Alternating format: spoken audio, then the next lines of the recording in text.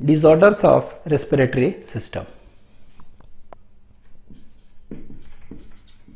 Disorders of respiratory system. ठीक है, तो रेस्पिरेटरी सिस्टम का डिसऑर्डर्स देखते हैं। तो पहला डिसऑर्डर जो हम पढ़ेंगे देख रहे हैं दैट इज अस्थमा। ठीक है, तो अस्थमा देख रहे हैं, it is asthma, ASTHMA asthma.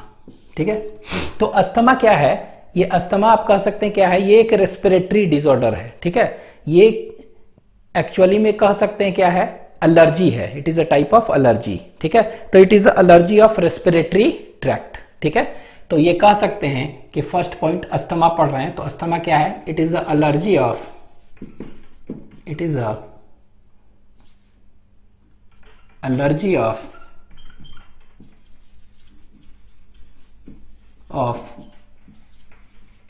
Respiratory tract.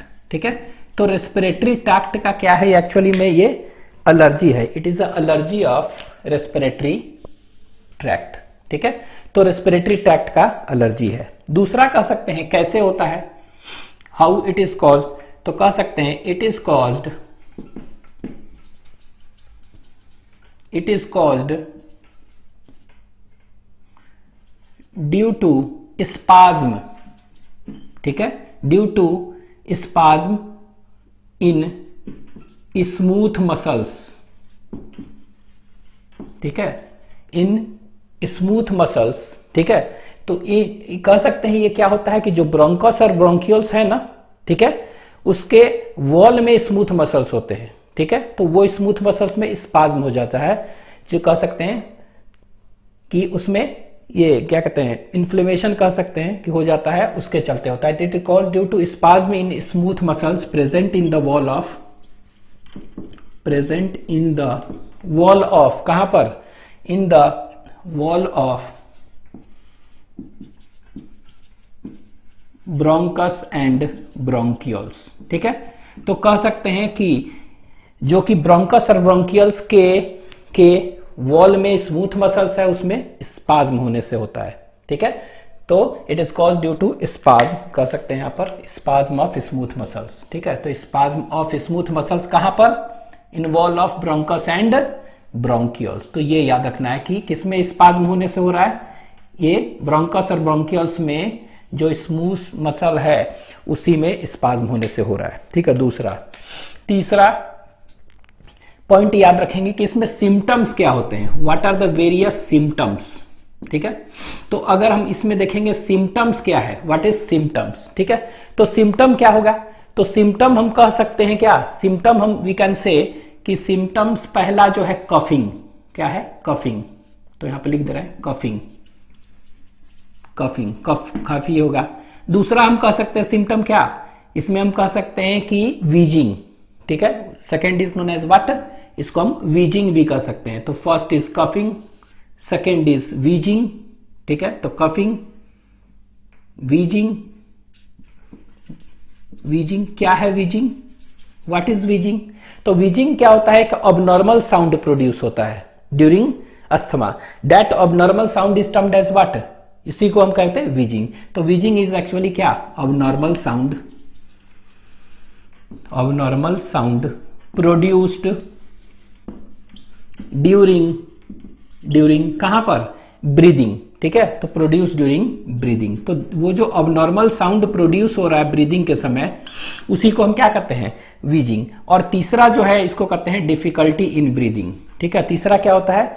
सांस लेने में दिक्कत होती है। ठीक है, तो ये भी है।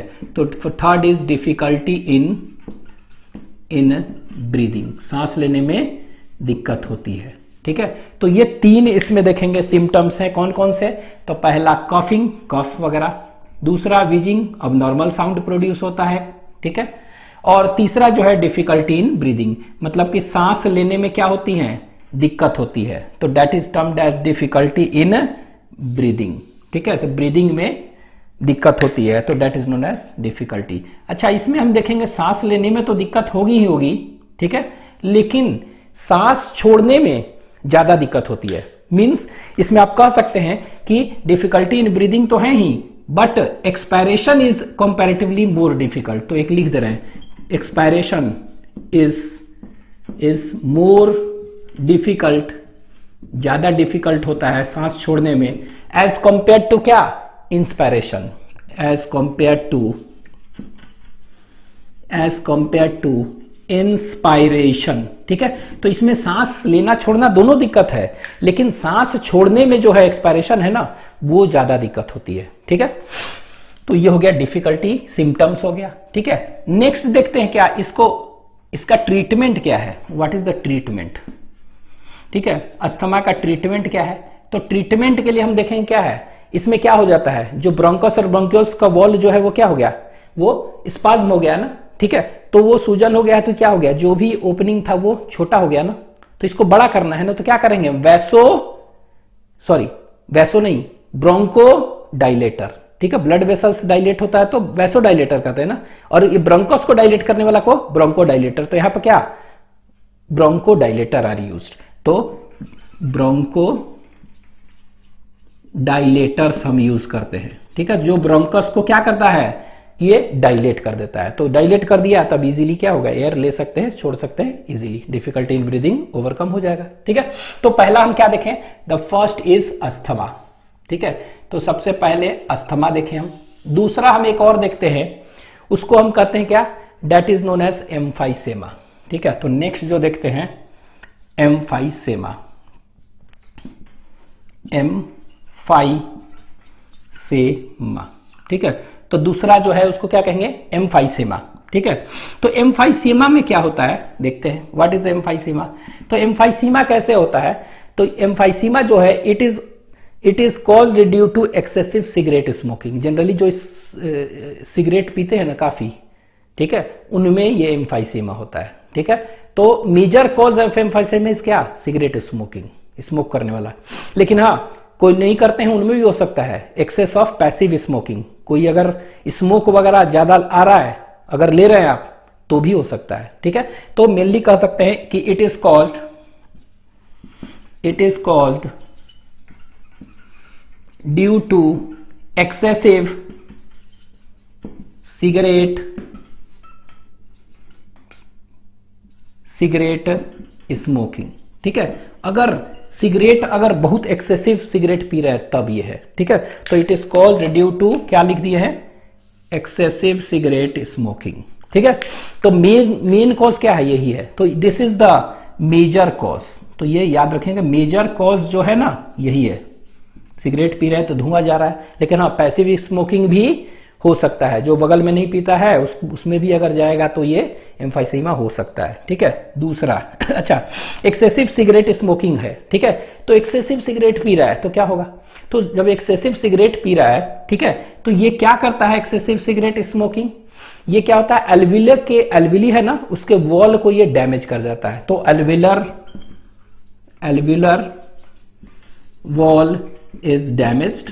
ठीक है, तो एल्विली का वॉल क्या हो जाता है, ये डैमेज हो जाए इसमें। ठीक है, और जब एल्विली वॉल डैमेज होगा, ठीक है, डैमेज होगा ना, तो एल्विली का वॉल जब डैमेज होगा तो क्या हुआ, सरफेस एरिया ऑफ एल्विली घट रहा है ना, तो सरफेस एरिया ऑफ एल्विली घट गया, रिड्यूस्ड सरफेस एरिया ऑफ एल्विली, तो surface area of alveoli will what, decrease, ये डिक्रीज कर गया। अब जब सरफेस एरिया डिक्रीज कर गया तो क्या हो गया, जो एक्सचेंज ऑफ गैस होते थे वो नहीं हो पाएंगे, तो ये क्या होगा, रिड्यूस्ड एक्सचेंज ऑफ गैस। तो यहां पर लिख दे रहे हैं रिड्यूस्ड एक्सचेंज ऑफ गैस। तो एक्सचेंज ऑफ गैस और गैसेस ये क्या हो जाएगा, कम हो जाएगा, रिड्यूस्ड। ठीक है, तो ये एक्सचेंज ऑफ गैसेस जो होता था अब नहीं हो पाएगा कम। ठीक है, तो लेस एक्सचेंज होगा। तो इसमें क्या हो गया, कह सकते हैं कि it is cause due to excessive cigarette smoking, ज्यादा एक्सेसिव सिगरेट पीने से होता है। इसमें क्या होता है, सिगरेट पीने से एल्वुलर वॉल डैमेज हो जाता है, एल्वुलर वॉल डैमेज हो गया तो सरफेस एरिया ऑफ एल्विली क्या हो गया, वो कम हो गया, और जब सरफेस एरिया ऑफ एल्विली कम हो गया तो ये एक्सचेंज ऑफ गैसेस जो होते थे अब क्या हो गया, वो रिड्यूस्ड हो जाएगा। ठीक है, तो exchange of gases will decrease. Occupational respiratory disorder, occupational respiratory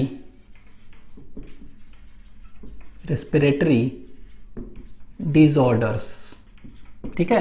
तो ऑक्यूपेशनल रेस्पिरेटरी डिसऑर्डर्स क्या है, ठीक है।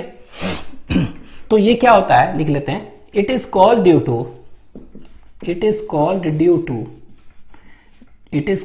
To continuous exposure, it is caused due to continuous मतलब लगातार, प्रोलॉन्ग्ड लंबे समय तक, ठीक है। It is caused due to continuous और प्रोलॉन्ग्ड, ठीक है, प्रोलॉन्ग्ड क्या, exposure of harmful substances, exposure of harmful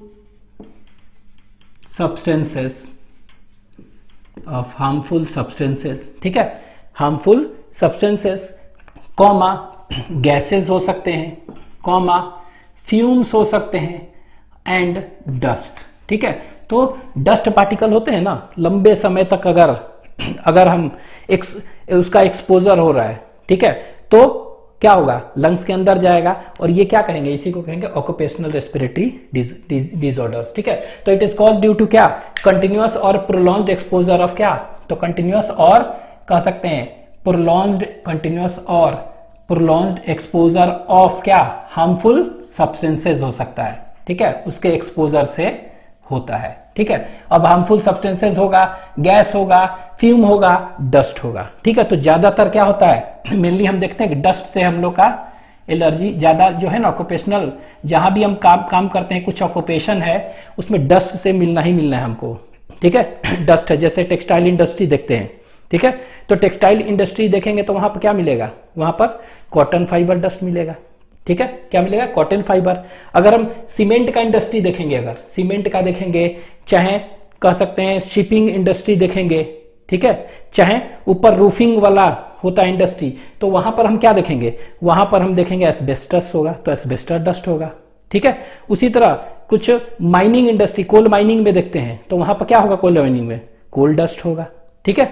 उसी तरह हम सैंड ग्राइंडिंग वगैरह देखेंगे, तो वहां पर कौन सा होगा, सिलिका डस्ट होगा, ठीक है। तो डस्ट, तरह तरह के डस्ट से हमें झेलना पड़ता है, तो वो क्या है, वो that is the main cause, dust. तो it is cause due to continuous और prolonged exposure of harmful substances, gases and fumes and dust, कहां पर, at work place, at work, occupation है ना, लिखे, तो at where, place of work, तो at work place, तो इसको हम क्या कहेंगे, ऑक्यूपेशनल रेस्पिरेटरी डिसऑर्डर। लेकिन अब देखिए, ये डस्ट की बात हम कर रहे हैं, तो डस्ट अगर सपोज करिए, डस्ट अगर बहुत छोटे छोटे डस्ट हैं, इन सब बताए थे ना सभी, तो ये कौन सा हो सकता है, सिलिका डस्ट हो सकता है, एस्बेस्टस डस्ट हो सकता है, ठीक है। इसके बाद कोल डस्ट हो सकता है, इसके बाद क्या बताएं, इसके बाद ये कॉटन फाइबर डस्ट हो सकता है, तो तरह तरह के डस्ट हैं, ठीक है। तो ये डस्ट जो होगा ना, अगर साइज कितना होगा, बहुत ही कम होगा, तो इसका साइज एक्चुअली में कितना होगा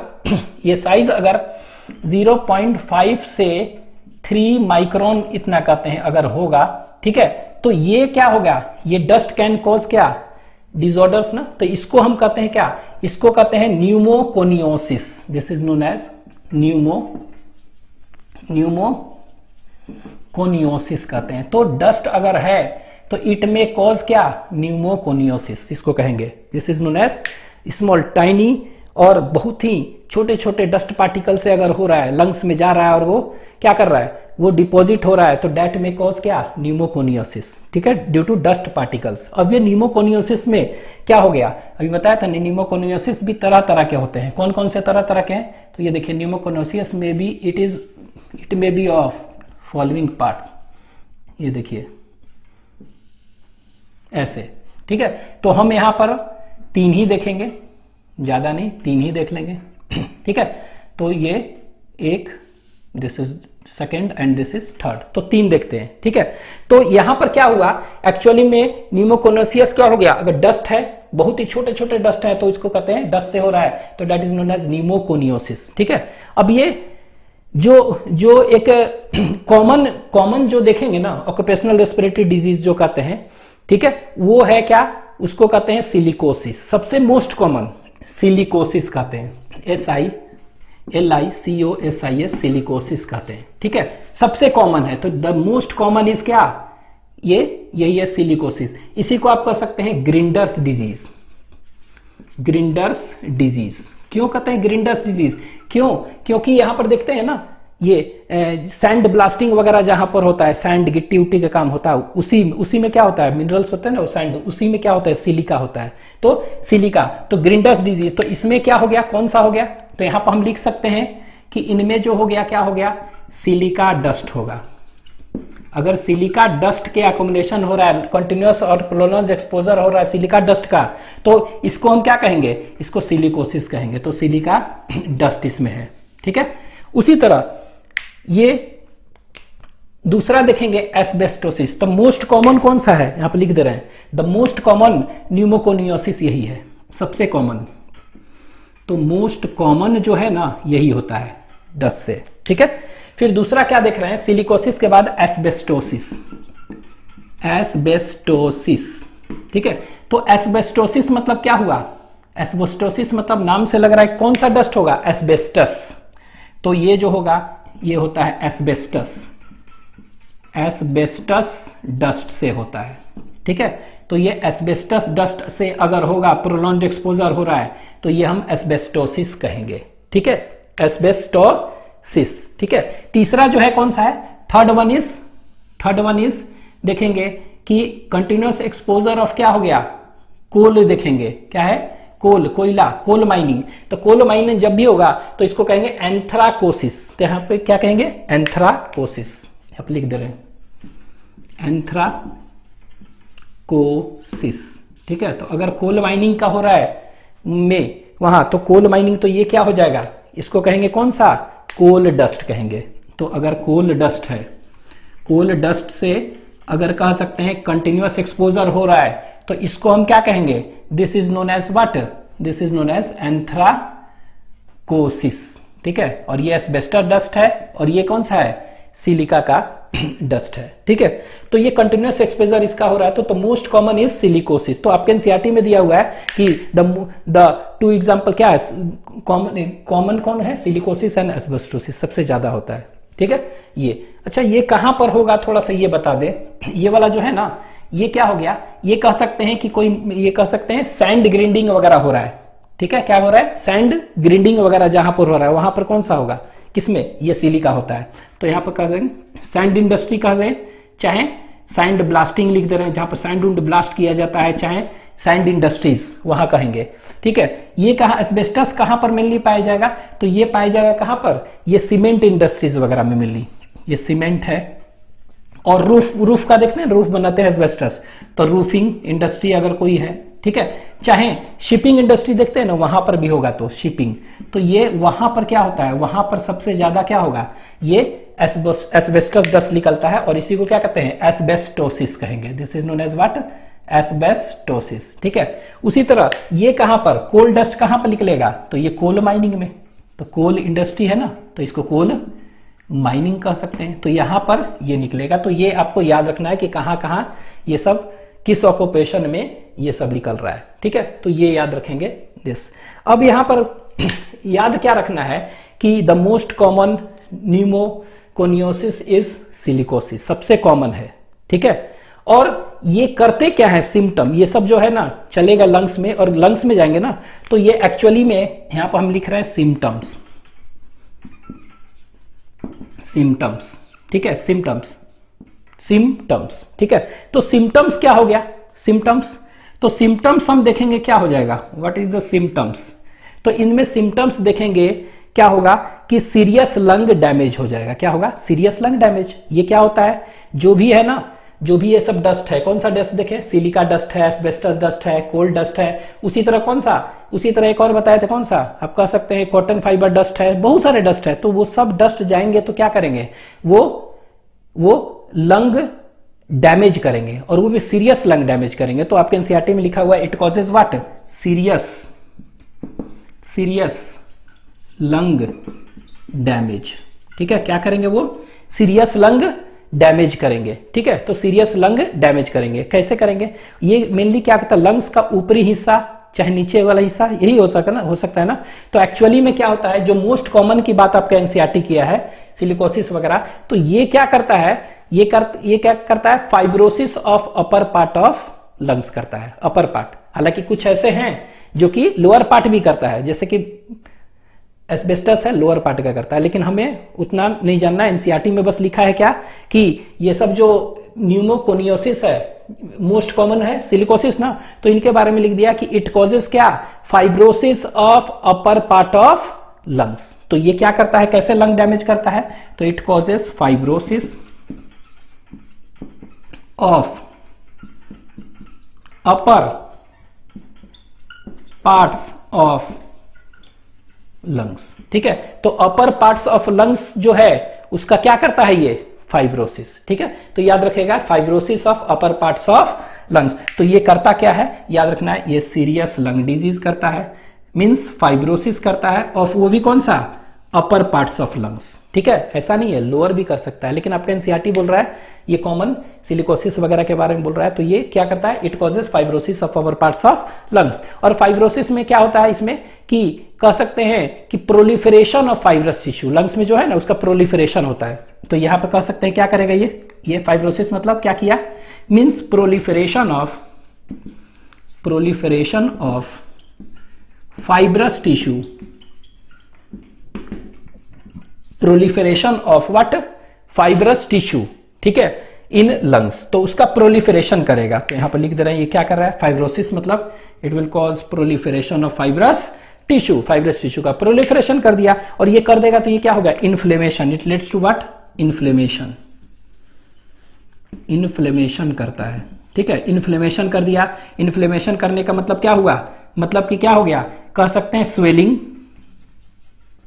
एंड रेडनेस वगैरह कर दिया। ठीक है, स्वेलिंग एंड रेडनेस कर दिया, जिसके चलते क्या होगा, ये अफेक्टेड होगा, ये याद रखेंगे। ठीक है, इसका प्रिवेंशन कर सकते हैं हम। ठीक है, तो क्या हुआ, वर्कर शुड वेयर मास्क, तो मास्क लगा के काम करेंगे। तो प्रिवेंशन यहां पर कर सकते हैं क्या, इट्स प्रिवेंशन। तो प्रिवेंशन क्या है, कैसे प्रिवेंट करेंगे, तो वर्कर शुड वेयर मास्क।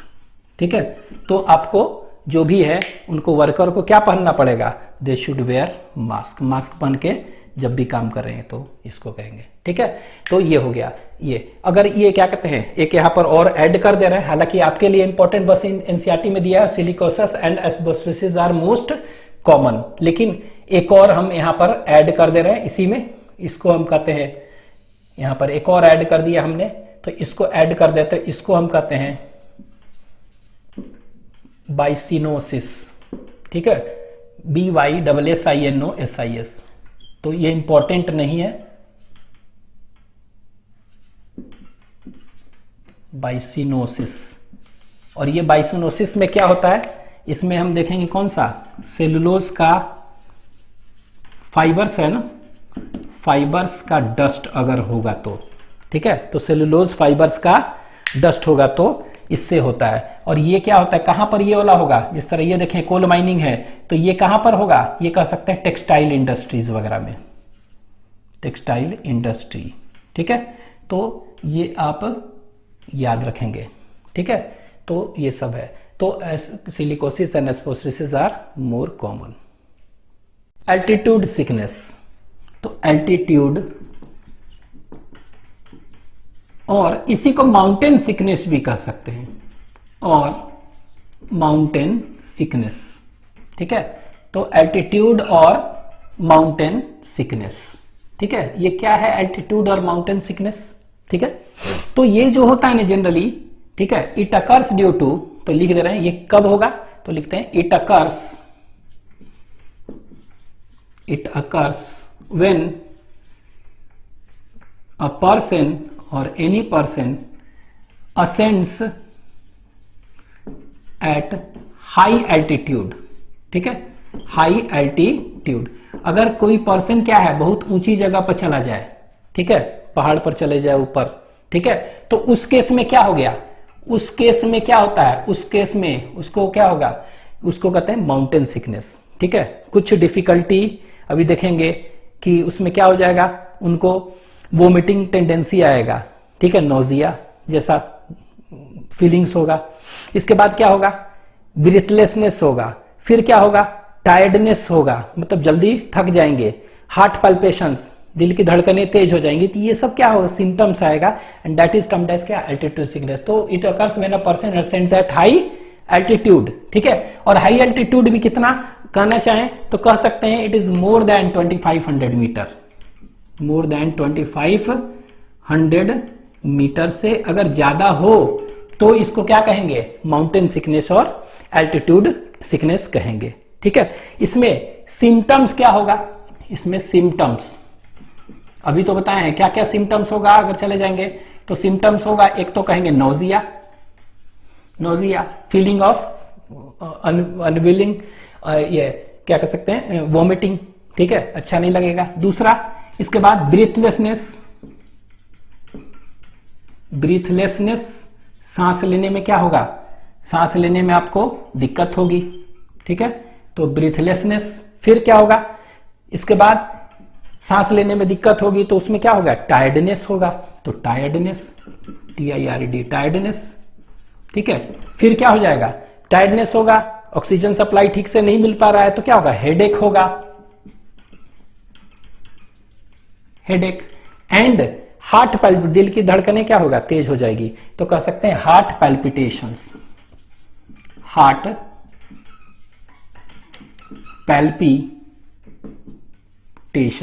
ठीक है, तो ये सब सिम्टम्स याद रखने हैं। तो क्या क्या सिम्टम्स हो जाएगा, nausea, breathlessness, tiredness, headache and heart palpitations. ये सब सिम्टम्स देखने को मिलेगा ऊपर। ठीक है, हालांकि कुछ दिन वहां पर रहेंगे, इतने ऊंचाई पर जाते हैं पहाड़ पर कहीं भी, तो कुछ दिन रहने के बाद एक्लिमेटाइजेशन हो जाता है, एडेप्टेशन हो जाता है। ठीक है, तो एडेप्टेशन क्या क्या होगा, इसको ठीक करने के लिए क्या क्या एडेप्टेशन होता है देखते हैं। एडेप्टेशंस, ठीक है, तो what are the various adaptations, क्या एडेप्टेशंस होता है इसके लिए। तो ये होता क्या है कि अगर सांस ऊपर, जैसे जैसे ऊपर हम जा रहे हैं तो ऊपर क्या हुआ, प्रेशर कम हो रहा है ना, तो प्रेशर कम हो रहा है तो उस केस में क्या आ गया, ऑक्सीजन जो है चाहिए वो नहीं मिल पा रहा, ऑक्सीजन कम है तो ऑक्सीजन नहीं मिल पा रहा है। ठीक है, तो ब्रीथलेसनेस आ रहा था। ठीक है, और ऑक्सीजन नहीं आ रहा था तो क्या है, थकान हो रही थी, टायर्डनेस, हेडेक हो रहा था, ये सब सारी चीज हो रहे थे, feeling of vomitness, that is nausea. ठीक है, ये सब हो रहा था। तो एडेप्टेशन के लिए हम क्या करते हैं, यहां सांस लेना तेज कर देते हैं ना, तो कह सकते हैं कि ब्रीदिंग रेट क्या होता है वो इंक्रीज हो जाता है। तो वी कैन से कि ब्रीदिंग रेट इंक्रीजेस। हम क्या करते हैं, अपना ब्रीदिंग रेट जो है वो उसको क्या करते हैं, हम बढ़ा लेते हैं। सांस लेना क्या होता है, ज्यादा तेज कर लेते हैं, तेज हो जाता है। दूसरा एडेप्टेशन क्या होगा बताएंगे, दूसरा एडेप्टेशन। तो दूसरा एडेप्टेशन हम कहेंगे क्या होगा, तो दूसरा एडेप्टेशन जो है वो हम कह सकते हैं कि आरबीसी का प्रोडक्शन बढ़ जाता है। ठीक है, तो आरबीसी का प्रोडक्शन बढ़ जाता है, और इसी को कहेंगे क्या, इराइथ्रोपोएसिस, इट इंक्रीजेस। ठीक है, आरबीसी प्रोडक्शन बढ़ने लगेगा। ठीक है, ब्रीदिंग रेट बढ़ जाएगा, सांस लेने की जो रेट है बढ़ गया। ठीक है, इंस्पिरेशन एक्सपिरेशन का। और तीसरा क्या है कि ये जो हीमोग्लोबिन था, ऑक्सीजन को बाइंड करता था ना, बाइंडिंग कैपेसिटी था ना, वो क्या था, वो स्लो कर लेता है अब। ठीक है, तो बाइंडिंग कैपेसिटी तो कह सकते हैं बाइंडिंग कैपेसिटी ऑफ हीमोग्लोबिन। ठीक है, किसके लिए, फॉर ऑक्सीजन। ये क्या कर लिया, ये इसको कम कर लिया। ठीक है, तो जल्दी जल्दी बाइंड करता था नीचे, ये धीरे धीरे बाइंड कर रहा है। ठीक है, कि ऑक्सीजन वहां कम है। तो ये 3 एडेप्टेशन करते हैं, आपको ध्यान में रखना है। कौन कौन सा एडेप्टेशन, तो एक तो ब्रीदिंग रेट, ये क्या करेगा, ब्रीदिंग रेट बढ़ा लेगा। ठीक है, ये इसके बाद कह सकते हैं इंक्रीज्ड आरबीसी प्रोडक्शन और इराइथ्रोपोइसिस, और binding capacity of haemoglobin decrease, तो decreased binding capacity of haemoglobin for oxygen. ये तीनों एडेप्टेशन करेंगे। ठीक है, तो ये याद रखिएगा। नेक्स्ट एक और है, इसमें सिम्टम्स देख लेते हैं। ये सिम्टम्स क्या है, ये डिसऑर्डर, उसको कहते हैं डिकॉम्प्रेशन सिकनेस, डिकॉम्प्रेशन सिकनेस, और इसी को क्या कहेंगे, इसी का बहुत सारा नाम है, इसको बेंड्स डिजीज कहते हैं, इसी को बेंड्स डिजीज कहते हैं, ठीक है।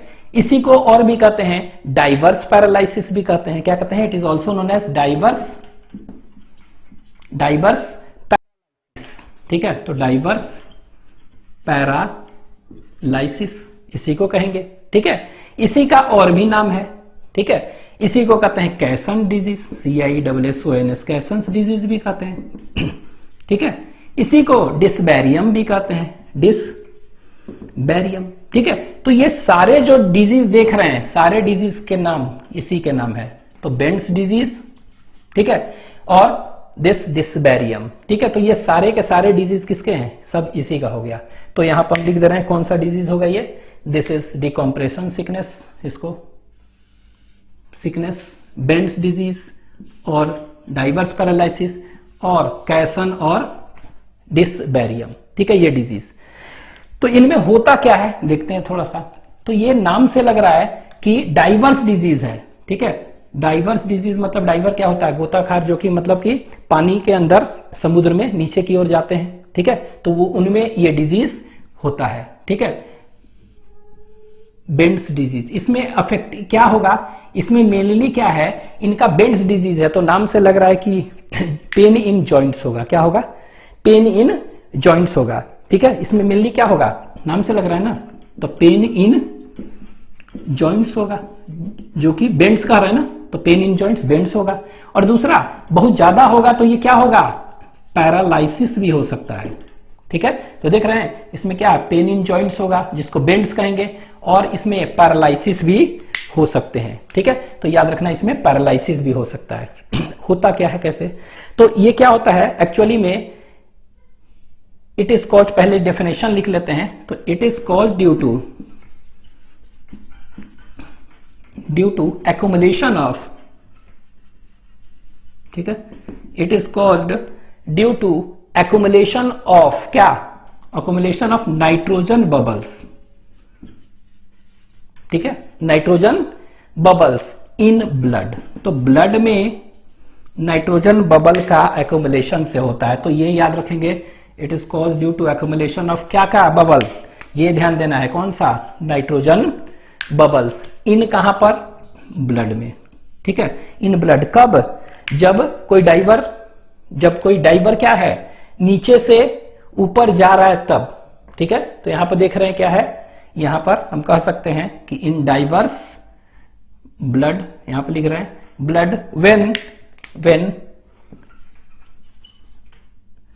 सी डाइवर असेंड्स, ऊपर की ओर जा रहा है रैपिडली, ठीक है, बहुत जल्दी जा रहा है, तब ये प्रॉब्लम आता है, ठीक है। तो ये आपको ध्यान में रखना है, ठीक है। तो ये क्या है, it is cause due to, आपको याद रखना है किसका फिनोमेना है, it is cause due to accumulation of कौन सा गैस, बबल्स, नाइट्रोजन बबल्स, ये ध्यान रखना है। तो ये नाइट्रोजन बबल जो है ना ब्लड में हमारे ज्यादा हो जाता है, ठीक है, तब उस केस को क्या कहेंगे, दैट इज कैसन डिजीज और डिस्बैरियम। होता क्या है देखते हैं इसमें। तो होता क्या है, याद रखेंगे कि नाइट्रोजन एक्चुअली में गैस जो होता है ना, नाइट्रोजन गैस जो है अगर देखेंगे हमारे बॉडी के टिश्यूज वगैरह में, ठीक है, ये लिपिड सॉल्युबल ज्यादा होता है, 5 गुना लिपिड सॉल्युबल है, इंक्लूडिंग हमारा क्या है बॉडी टिश्यूज, नर्वस सिस्टम्स, उसमें 5 टाइम्स सॉल्युबिलिटी होती है, ठीक है, 5 टाइम्स सॉल्युबल है, मतलब बहुत सॉल्युबल है अंदर, ठीक है। अब यहां पर देखिए होता क्या है कि जैसे भी कोई डाइवर है समुद्र में नीचे जा रहा है, तो नीचे जा रहे हैं तो प्रेशर क्या हो रहा है, बढ़ रहा है, बढ़ेगा ना नीचे, तो नीचे जाते हैं तो प्रेशर डेप्थ में बढ़ रहा है, ठीक है। तो होता क्या है कि ये लेके जाते हैं सिलेंडर, क्या लेके जाते हैं, सिलेंडर, और उस सिलेंडर में कॉम्प्रेस्ड गैस है, कैसा गैस है, उस सिलेंडर में कैसा गैस है, कॉम्प्रेस्ड गैस है, ठीक है। That cylinder is having compressed gas, nitrogen है, ऑक्सीजन है, सभी चीज है ना, मिक्सचर ऑफ कॉम्प्रेस्ड गैस है, ठीक है। तो जब नीचे जा रहे हैं तो गैस हम लेंगे, वही गैस क्या कर रहे हैं हम, वही ले रहे हैं, वही ले रहे हैं, तो वो क्या होगा, नाइट्रोजन भी जाएगा कहां पर, लंग्स में, ठीक है, कहां जाएगा, लंग्स में। अब जैसे जैसे नीचे हम जाते हैं, ठीक है, प्रेशर क्या है, बढ़ता है ना, तो ये देखेंगे कि लंग्स में गया, लंग्स से फिर क्या आ जाता है, वो ब्लड में चला गया। ठीक है, लंग्स से ब्लड में चला गया। ठीक है, अब ब्लड में जाने के बाद फिर क्या हुआ, ठीक है, हम ऊपर आ रहे हैं, धीरे धीरे आ रहे हैं, धीरे धीरे नीचे गए थे, धीरे धीरे ऊपर आ रहे हैं। तो धीरे धीरे ऊपर आ रहे हैं तो क्या होता है कि जो ब्लड में नाइट्रोजन था वो क्या हो गया, गैस, वो फिर से वापस क्या होगा, फिर से लंग्स में आएंगे और फिर क्या होगा, वापस निकल जाएगा। ठीक है, तो नाइट्रोजन क्या हो गया, कोई भी बबल के फॉर्म में ब्लड में नहीं है। ठीक है, लेकिन हम क्या किए, हमने क्या गलती किया, हम नीचे तो गए। ठीक है, तो नीचे जब गए थे तो कंप्रेस्ड गैस में जो नाइट्रोजन था वो कहां गया, वो लंग्स में गया था, लंग्स से कहां, ब्लड में चला गया, वहां पर है। अब ये जब हम फास्ट ऊपर आ रहे हैं तो इतना टाइम नहीं मिला ना कि जो ब्लड में नाइट्रोजन था वो क्या हुआ, लंग्स में आए और बाहर निकले, एक्सेल हो, नहीं हुआ ना। तो इस केस में क्या होता है, वो नाइट्रोजन का बबल के फॉर्म में क्या होता है, एक्यूमुलेट हो जाता है, कहां पर, ब्लड में एक्यूमुलेटेड रहता है। ठीक है, तो वो क्या करता है, it causes pain in joints. ठीक है, और बेंड्स कर देगा, एंड बहुत ज्यादा होने पर क्या है, और भी सिम्टम्स डेवलप करते हैं, फाइनली पैरालिसिस भी हो सकता है। तो इसीलिए क्या कहते हैं, बेंड्स डिजीज और डाइवर्स पैरालिसिस और कैसन डिजीज। ठीक है, तो it is cause due to accumulation of nitrogen bubbles in blood when a sea diver ascends rapidly. तब अगर रैपिडली नहीं, स्लोली जा रहा है तो कोई दिक्कत नहीं है। ठीक है, ये होता है। नेक्स्ट एक देख लेते हैं, carbon monoxide poisoning. Next is CO poisoning. CO poisoning, ठीक है, CO पॉइजनिंग मतलब क्या हुआ, कार्बन मोनोऑक्साइड पॉइजनिंग इसको हम कहेंगे। ठीक है, तो what is carbon monoxide poisoning. ठीक है, तो कार्बन मोनोऑक्साइड जो होता है पॉइजनिंग क्या हुआ। ठीक है, तो याद रखेंगे CO जो है ना, CO का एफिनिटी कितना होता है, it's affinity is 200 to 215 times more. ठीक है, तो ये CO क्या होता है, CO पॉइजनिंग। तो पहले तो याद रखना है कि CO क्या होता है, ये कार्बन मोनोऑक्साइड, कार्बन मोनोऑक्साइड। और ये कार्बन मोनोऑक्साइड क्या है, ये पॉइजनस गैस है, पॉइजनस गैस है। ठीक है, कैसा गैस है, पॉइजनस गैस है। और इसका एफिनिटी क्या होता है, इसका एफिनिटी 200 to 250 टाइम्स मोर होता है। ठीक है, तो it's affinity is 200 to 250 times कितना, याद रखना है, मोर फॉर क्या, हीमोग्लोबिन। ठीक है, हीमोग्लोबिन के लिए। ठीक है, तो हीमोग्लोबिन के लिए कितना एफिनिटी है, इतना times more for haemoglobin as compare to किसके, oxygen, as compare to what, as compare to, याद रखेंगे, ऑक्सीजन। ठीक है, ऑक्सीजन, तो ऑक्सीजन से कंपेयर करेंगे तो कितना, 200 से 250 टाइम्स मोर एफिनिटी होता है। ठीक है, तो याद रखेंगे कितना, 200 से 250 टाइम्स। ठीक है, अब हुआ क्या, किसी भी रूम में हम क्या है, किसी भी रूम, क्लोज रूम में हम है, ठीक है, सो रहे हैं, इन दैट केस, ठीक है, क्लोज रूम में सो रहे हैं और लैंप बर्निंग कर रहा है। ठीक है, विथ लैंप, बर्निंग लैंप। ठीक है, तो जब बर्न कर रहा है, ठीक है, तो बर्न कर रहा है तो उस समय क्या होगा, बर्निंग के लिए क्या चाहिए, ऑक्सीजन। ठीक है, ऑक्सीजन हेल्प्स इन बर्निंग। ठीक है, तो ऑक्सीजन हेल्प्स इन बर्निंग, तो धीरे धीरे ऑक्सीजन रूम का कम भी हो रहा है और धीरे धीरे क्या होगा, ऑक्सीजन नहीं मिलेगा तो बर्निंग करेगा तो क्या होगा, इनकम्प्लीट बर्निंग होगा ना, कंबशन होगा, तो उससे क्या बनेगा, कार्बन मोनोऑक्साइड बनने लगता है।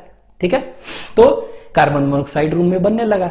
अब वो कार्बन मोनोऑक्साइड क्या होता है, पॉइजनस गैस है। कितना एफिनिटी है हीमोग्लोबिन के लिए, 200 टाइम्स, 250 टाइम्स। तो वो क्या करेगा, हीमोग्लोबिन के साथ ऑक्सीजन बाइंड करेगा, उससे पहले ही ये जितने भी कार्बन मोनोऑक्साइड से सब जाके क्या कर देगा, बाइंड कर जाएगा। ठीक है, और ये क्या हुआ, 200 इतना times for haemoglobin as compare to oxygen, तो जाके बाइंड कर गया। ठीक है, अब ये देखेंगे कोई भी ऐसा हीमोग्लोबिन बचेगा ही नहीं, ठीक है, जिसमें कि कोई ऑक्सीजन बाइंड कर सके। ठीक है, तो कह सकते हैं फ्री हेमोग्लोबिन क्या होगा, फ्री हेमोग्लोबिन कोई बचेगा ही नहीं। ठीक है, तो क्या हो गया, ऑक्सीजन बाइंड ही नहीं कर पाएगा तो क्या हो गया, ऑक्सीजन की डेफिशिएंसी हो गया, एंड दिस में कॉज क्या, डेथ। अमाउंट ऑफ क्या कर सकते हैं, haemoglobin available for, amount of haemoglobin available for क्या, ऑक्सीजन ट्रांसपोर्ट, ऑक्सीजन ट्रांसपोर्ट के लिए क्या हो गया, इज रिड्यूस्ड। ठीक है, रिड्यूस्ड क्यों, पॉइजनस गैस था, इतना टाइम था तो जाके सब बाइंड कर लिया, तो बाइंड कर लिया तो क्या हुआ, amount of haemoglobin available for oxygen transport जो भी था उसके लिए क्या हो गया, ये ऑक्सीजन ट्रांसपोर्ट के लिए वो रिड्यूस्ड हो गया। ठीक है, ऑक्सीजन ट्रांसपोर्ट इज रिड्यूस्ड, ठीक है, इज रिड्यूस्ड। अब ये रिड्यूस्ड हो गया तो क्या हुआ, रिड्यूस्ड हो गया तो ऑक्सीजन का डेफिशिएंसी हो गया, ऑक्सीजन का डेफिशिएंसी हो गया। ठीक है, क्या हो गया, ऑक्सीजन का डेफिशिएंसी। ठीक है, इन टिश्यूज, ठीक है, डेफिशिएंसी इन टिश्यू। ठीक है, तो टिश्यू में ऑक्सीजन का डेफिशिएंसी हो गया। ठीक है, तो ये ऑक्सीजन डेफिशिएंसी हो गया इन टिश्यूज, तो ऑक्सीजन का डेफिशिएंसी, तो इट विल लीड टू क्या, डेथ भी हो सकता है। तो ये क्या हो जाएगा, तो यहां पर कह सकते हैं इसमें क्या हो जाएगा, इट विल लीड टू क्या कह सकते हैं, नोजिया, नोजिया। ठीक है, डिजीनेस, चक्कर जैसा डिजीनेस। ठीक है, डिजीनेस, और क्या हो जाएगा, इवन कह सकते हैं कि ये डेथ भी हो सकता है, चाहे यू कैन से हेडेक वगैरह, टायर्डनेस, ये सब होगा, सब चीज, हेडेक एंड डेथ। ठीक है, तो फाइनली हम क्या देख रहे हैं कि फाइनली हम कह सकते हैं कि नोजिया हो सकता है, डिजीनेस क्योंकि हेडेक, और फिर फाइनली में भी डेथ भी हो सकता है। तो ये सब सिम्टम्स आपको याद रखने पड़ेंगे।